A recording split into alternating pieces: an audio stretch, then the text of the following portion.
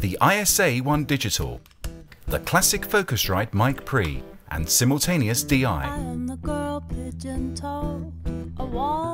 Now with class-leading stereo ADC as standard.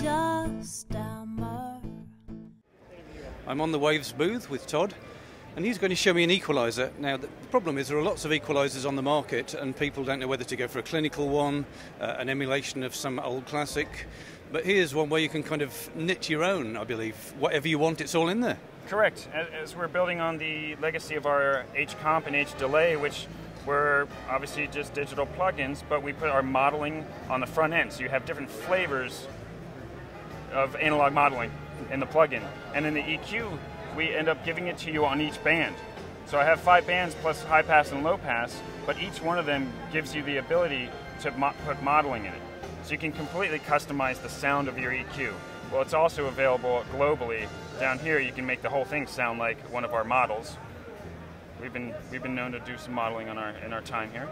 And you can also add in, customize the amount of noise you want, really to make that EQ come alive or really start sounding like something dirty. So that's noise and distortion, so you're emulating what the original circuitry did? All the THD of those circuits, correct. As well as the power supply, when we go down to make sure we understand what kind of mains you came in on, 50 or 60 cycle. Yeah. I think the interesting thing about this for me is that you can create equalizers that never existed before, because you can have one character on the low end and a different one on the high end. Yeah, and just imagine how those relate as you're picking your bands, and one of them's this vintage sound versus the next one at the next band. It can be a different sounding EQ altogether. So musical though. So it's either a really powerful tool or a way to put off finishing your mix until you've tried every permutation. Nice. Yeah, give me the list of how many there are. We also included a couple other features, if you don't mind me showing you. We ended up adding an RTA, so giving you visual feedback is essential, especially if in live sound. The guys love this feature, so you don't have to run yet another plugin just to get some information. And we also ended up giving this plugin an MS mode. I'm sorry, I'm running a mono here, but we did do a MS.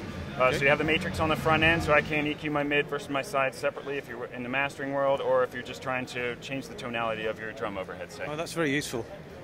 And a piano bar down here allows me to input notes. I can simply select my frequency and then give my center note. That's helpful for the more musician-oriented, which a lot of us think about notes before we think about frequencies necessarily. So I could call out, hey, C3 on my bass guitar is jumping out. Can you just pull that down? Easy enough. Go select it, and I'm right there. I don't have to worry about the frequency necessarily. Again, that's pretty practical. Now, something else about this which is unusual is that you can alter the symmetry of the EQ curves. Absolutely. Under one of our new shapes here, let me get rid of my analyzer. We give you, under the Digital 1, an asymmetrical filter.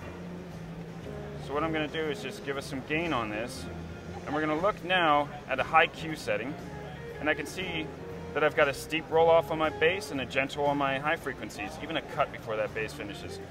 If I lower my Q now, I reverse the tilt of that.